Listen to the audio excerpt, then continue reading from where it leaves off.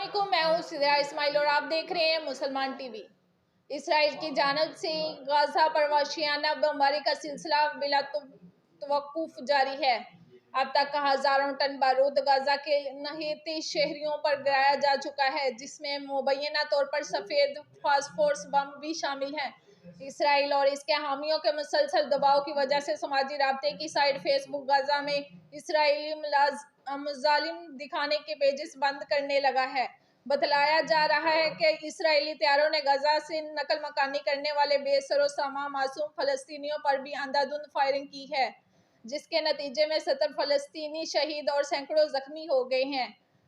गजा समेत अर्ज़ फ़लस्तीन की खबरें देने वाली न्यूज़ एजेंसी कुद्स नेटवर्क का फेसबुक पेज बंद कर दिया गया है।